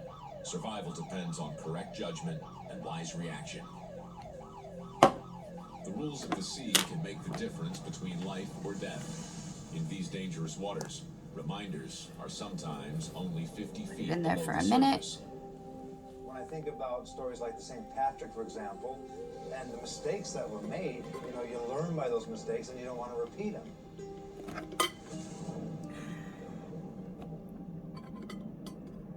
Divers explore the wreckage of the once proud St. Patrick. On November 29th, 1981, the 158-foot St. Patrick set out on a short scalloping run. Among her crew of 11 were 2 greenhorns, 23-year-old deckhand Wally Thomas and the cook, 19-year-old Vanessa Sandin.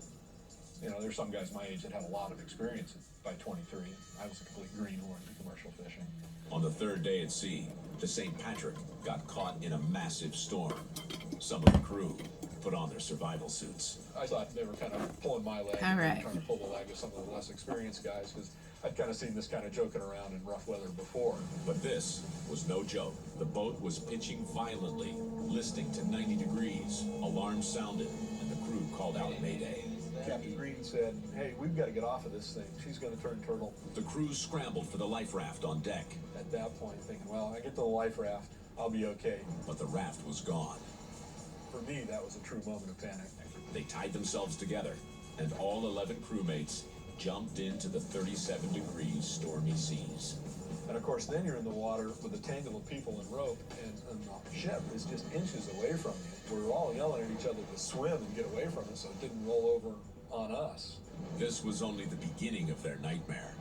Before dawn, Wally came face to face with death many times over. 3 guys that had gone in the water without survival suits passed away, in the first few minutes. Captain Green drifted away from us. J. Job passed out or lost consciousness. We could hear him I don't know if you can drifted away from us. see these, Tom died not too long after that. but it's horrible. It's just a nightmare beyond nightmares. At times, survival meant unbearable decisions. Wally knew the deceased would have to be left at sea. okay, now I got this, Life jacket. His body's sank. and that's gonna help So he me could keep swimming. It's just get these on. kind of a ruthless Okay, thing, I guess. now But we had to look at the living at that point. my DIY And hopefully his family does too. The next day, Gel. half the crew were gone, and the survivors got Let's separated. do But Wally and my Vanessa thumb were still together. I don't recall her saying much at that point, but I could see she was sitting there and hanging Just on put tight. That a little afternoon, bit. the pair spotted a Coast Guard helicopter that was searching for survivors of the St. Patrick. Less than a mile away, I suppose. Close enough that I could see the crewman standing in the doorway. We started waving, trying to get his attention. Their hopes were dashed as the helicopter disappeared. and She then go just said to me, ahead I and don't turn think I this can do on. this anymore. And she went in a matter of minutes from being very strong to passing out and going unconscious. Not all the way back to your Wally realized cuticle, his partner was dying. but close enough. Just fought as far as she could fight. With Vanessa gone, Wally was left alone to battle another brutal night at sea. I just kept telling myself I wasn't going to die out there. Wally's will Go ahead and prevailed. get The this next on morning, he there. found himself only 50 yards from Marmot Island. And I just cannot stay in this water any longer. I've got to try and get on that shore. Before I was really ready, a wave just picked me up and gave me the body surfing ride of my life. He struggled through the pounding surf. Crawled up there, I think the adrenaline was gone, and I passed out and fell asleep. 36 hours after abandoning ship, Wally awoke to a dream, a boat near shore. That was really exciting, because there was only one reason for these guys to be in that close. They were looking for some of us on shore.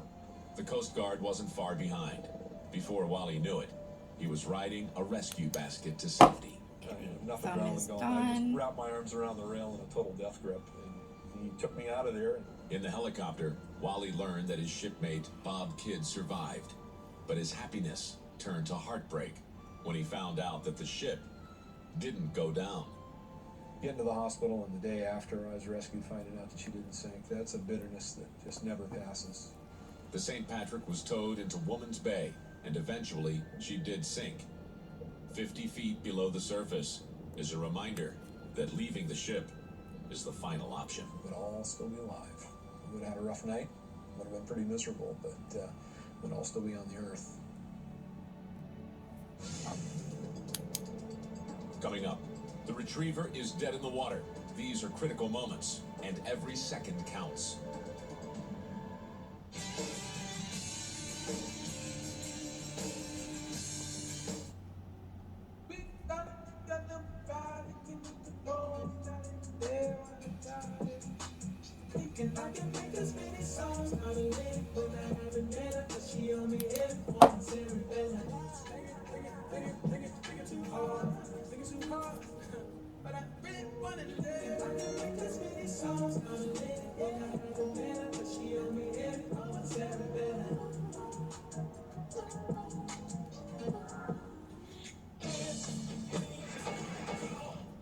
Turn to cold washing with Tide.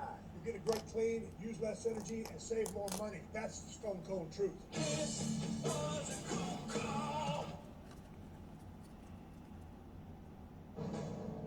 At 5 p.m., the Lady Alaska fishes 225 miles northwest Really of Dutch hope Harbor. this set lasts just as long as the With last 7 one hours did. remaining until the season closes at midnight, the crew of the Lady Alaska pushes on. It's down to the final string of pots. They're on a crab, but it's probably too little, too late. Pete Liskey is losing faith. The whole season has a huge downside to it. You know, we lost 5 or 6 crew members this season, so you know, are 5 and 6 deaths worth this? Definitely not. Day turns to dusk. The fishermen continue on, pulling pots and hoping that they leave with more money than regret.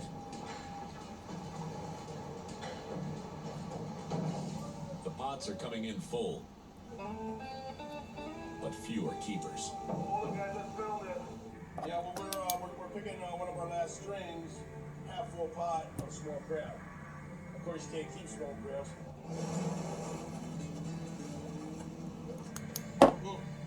That hurts. For the Lady Alaska, it's nothing worth keeping, making a difficult season even harder to swallow. 145 miles to the northwest, the Retriever is still without power and hydraulics. Until the crew can locate the problem, they're dead in the water.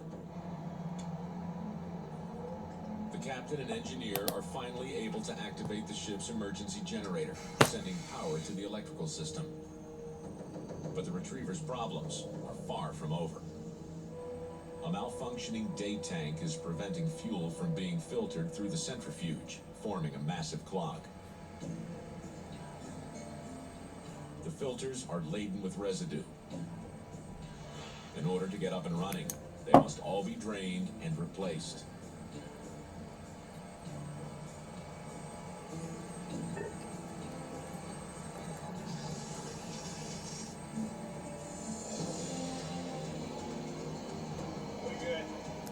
The crew is finally able to return to work. With 2 hours wasted, every second counts.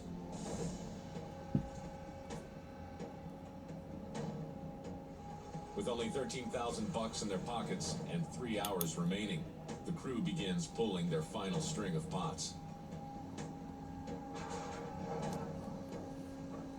The numbers are not what they had hoped for, and the stress over the last few hours is taking its toll.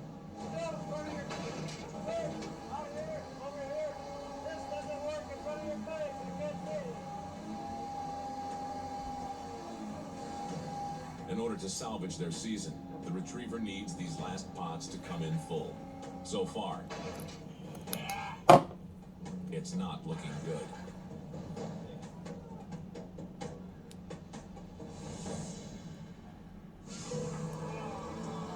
All right, so that's one hand down. Now I just need to put it in the UV light for 2 minutes to make sure, and then I am going to fix the cuticle part and do one more last coat of clear shine, and I am good to go.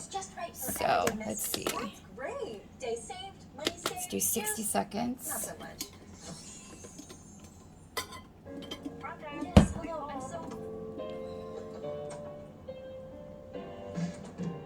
I got you. Go with us and get millions of flexible booking options. Expedia. It matters who you travel with. It was a little extra to make Kettle Brand sea salt and vinegar chips this bold. But what can we say? Hi, Mommy. We're tangy like that. Kettle Brand chips. You coming to say hi? Extra flavorful. Extra in a good way. Oh, careful. There are 2 hours remaining in the January Opelio crab season. 295 miles northwest of Dutch Harbor, 15. the Maverick pulls in the last 15 pots of their Cinderella season. What are you eating? No. The season began with sacrifice and setback. The Maverick lost time taking part in the Big Valley search. It's a sad day. But the Good Samaritan's deeds were rewarded in spades. Under Rick and Donna's guidance, the crew beat the odds. All filling right, their tanks now. not once, but twice. I'm going to go ahead and do this. Finish this It's hand down so to the I can final stop pots on the this. ship of plenty. Last string for Yeah, 05 that thing. video season. We've got about, right at the moment, I'd say about 100. Alright, let's go ahead I and hope we have keep. 103,000. We're gonna get what we got. That's what we're gonna get. Hopefully, Actually,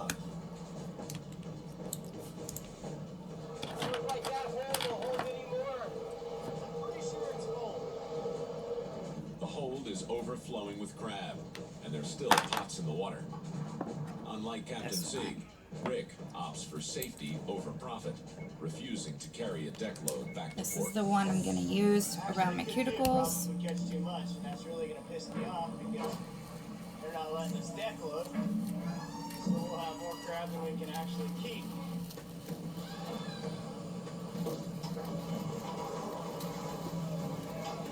If the crab doesn't settle, the crew will be forced to throw them back. This is our last spot coming up.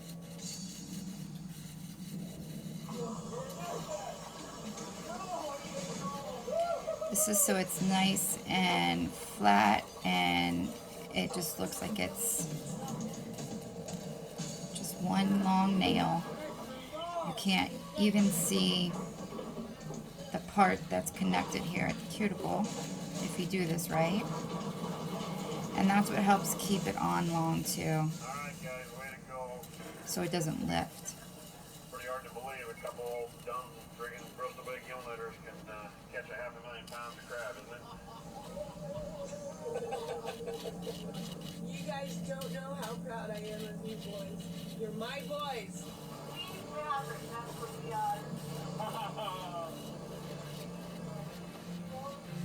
Okay, that's my thumb. With their holding tanks overflowing, the crew calls it quits. Everything's set and done. We're gonna have a perfect full load. And we can't ask for anything more than that. It's 2 hours before season close. 330 miles northwest of the Maverick, the Northwestern has spent the day hauling pots and dumping crab into the deck pen. Oh, much fun. Like we'll go out in style. The crew has gathered an additional 10,000 pounds of crab, but the work is dangerous, and maneuvering the heavy pots is taking much longer than expected. Edgar is questioning his brother's decision to carry a deck load. You almost need a little bit more crab to justify what we're doing right now. But whatever. I'm just doing what I'm told. It's a lot of risk for a little bit of crab. It's too much.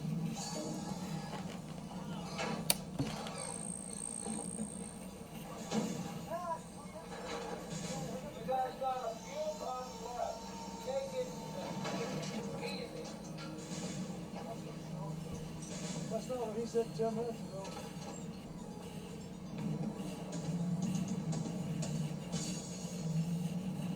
The exhausted fishermen try to keep up the pace. So far, no one has been hurt. I mean, you got a pot full of crab, but it weighs 800 pounds. You got 600-700 pounds of crab, and you're looking at 1,500-1,600 pounds swinging around over our heads. You know, trying to get over here in the hole. And you got two guys leaning over trying to open the door. The Northwestern continues hauling their final 10 pots. The deck load is quickly reaching capacity. There's ice all over the rails. Everything's starting to freeze up. I don't know if we're going to make it. I don't think we will. Up next, the boats pull their final pots. And we find out who will win big on the Bering Sea.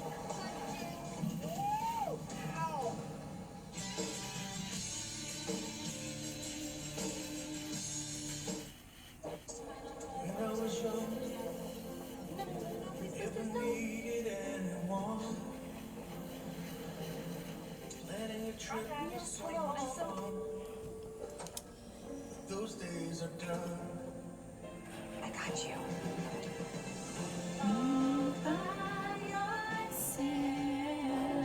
Go with us and find millions of flexible options, all in our app. Expedia. It matters who you travel with. 430 miles to the northwest of Dutch Harbor, with only minutes remaining, the crew of the Northwestern prepares to pull their last pot. It's been 5 days of fishing. The crew battled freezing spray and storm, risked their lives, and pushed the limits. Over and over, the Northwestern called, and the crab answered.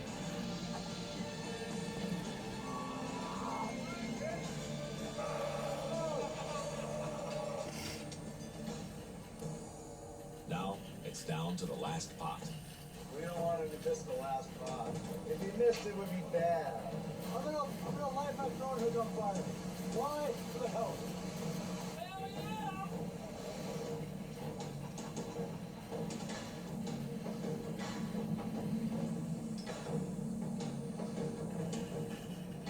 Okay.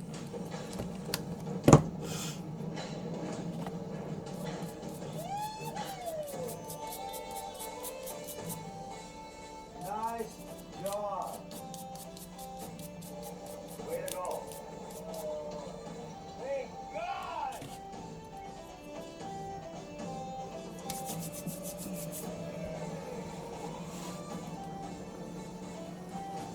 Now, let's go ahead. Exhausted and content with their haul, the crew offers a bounty to the sea. The final pot. They will leave for another day.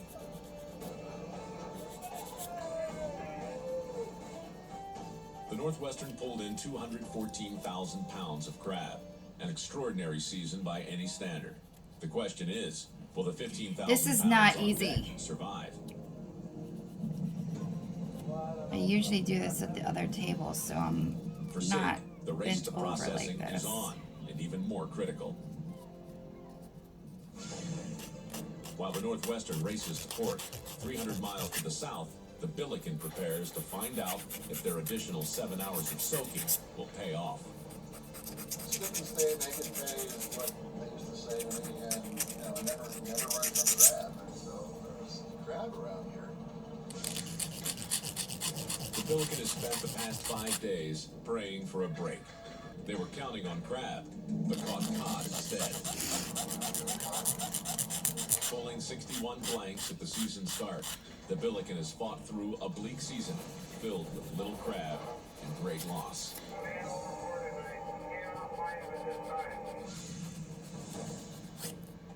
Now it's down to the final pots.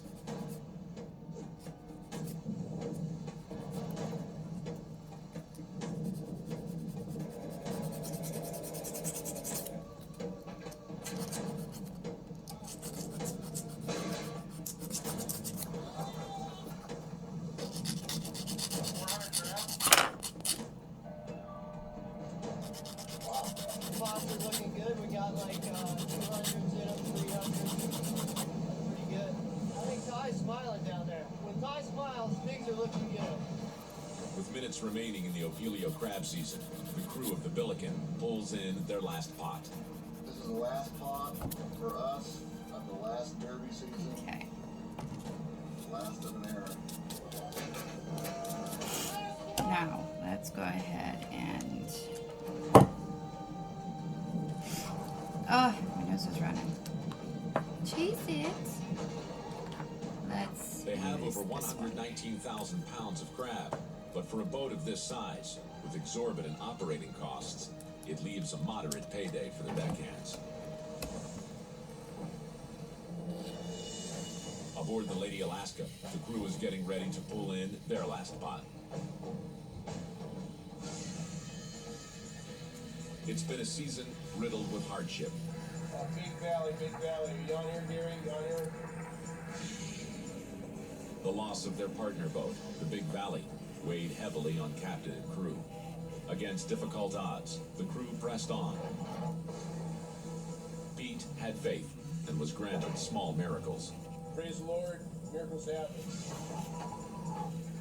Aboard the Lady Alaska, human spirit prevailed. But it's a welcome Now. final pot.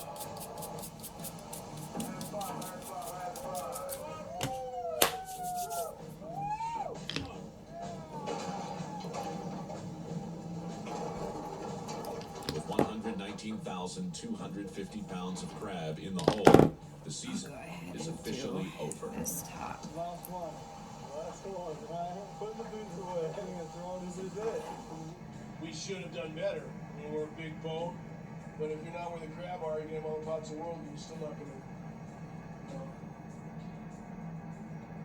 But I am thankful. You know, the guys made some money, and they're just going to have to go get a job somewhere else.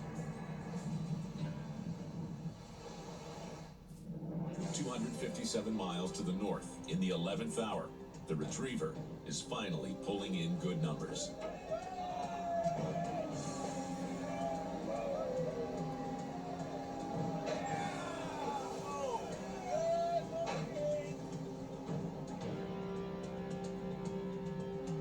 In the final minutes, the crew works as quickly as possible to pull their 10 remaining pots.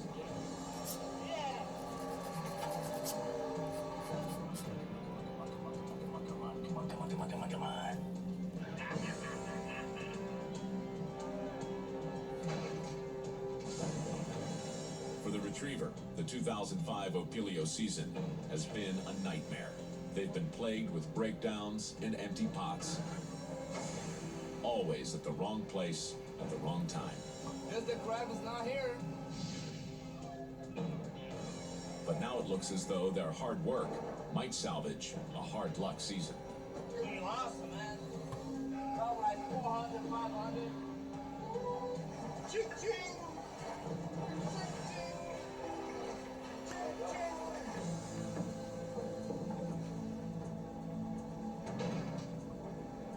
Last one. Captain Jim Stone sounds the customary horn, and the crew pulls in the final pot, with not a second to spare. Luck turned late for the Retriever, pulling in 152,000 pounds of crab. Last spot, and it was a really nice spot. Everybody's kind of bummed out. We want to keep fishing. This season, ow, it's over. The 2005 Opilio crab season has officially drawn to a close.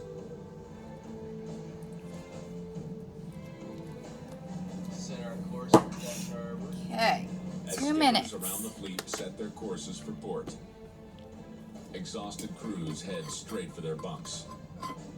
If they can make it that far.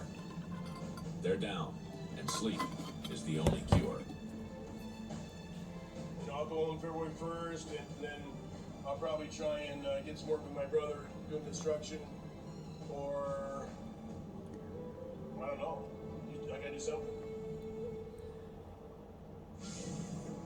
Next, on the deadliest catch, the fishing is over, but the race is I on. really hope these The crabs still need last to be as delivered long to as the processing last set. plant With me alive. shaking, it was so hard. Suffered some deadlocks now. The crab count. I The still have to final crab do count is in. my right And it hand. looks like the This ought to be Northwestern fun. is I coming might out top. just take a little breather because I'm starting to not shake as bad, but Sloppy.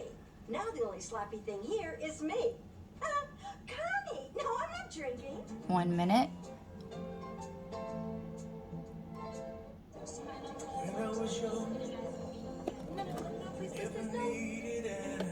Flip it over so that the bottom side can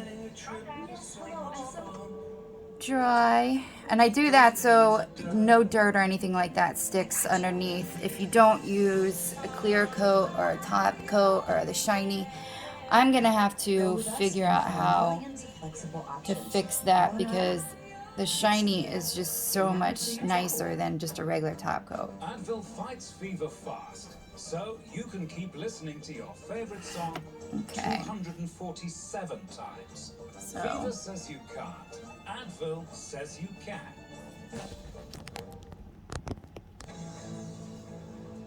I don't know if you can Across see. the Bering Sea, Hopefully boats I'm race to in the processing focus. plant, jockeying for position amongst the 171 boat fleet. The plants I operate on a like first them. come, I think first they served turned out basis. really good. The longer a boat is stuck in the harbor waiting to offload, So, the greater the Let's just probability do the that the bottom crab will again die, for a few and more no one seconds. gets paid for dead loss. Make sure it's dry.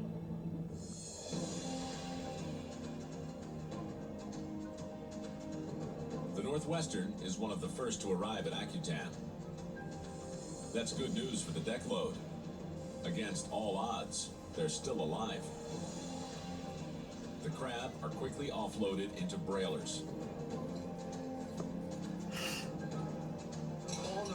Alright, now for Weighing them, dumping them down into these hoppers to be butchered, and further process. These things go on down the assembly line. On deck, Matt has been given the important job of keeping a close eye on the tally. 12:46. With their livelihood on the line, every pound counts. Pretty basic addition. All adds up to my paycheck, though. 152. 150. With the offloading complete, the crew is eager to find out how much crab they had on board. All right. That, But there's folks, a problem with Matt's numbers. is my full set. Missing 20,000 pounds. You know, if you want something done right, you gotta go up to yourself. I got pounds. Nice Sig C comes in with the curve. final numbers. Well, what'd you come up with? See if I can get this to I focus. hope your numbers are better than ours. You ended up with about 214. Turned out I was really hoping nice. for a little, I love them. 218 at the most. I mean, I know we were. And Matt comes in. All right. So long. So sorry it took that long. 2 hours. But You only missed it about 20. you know, I at least wanted to be able to do this, and it worked. So, hope y'all have a great rest of your day, and please be safe if you're in the path of the hurricane, tropical depression, storm, whatever it is. And love you guys, and peace out.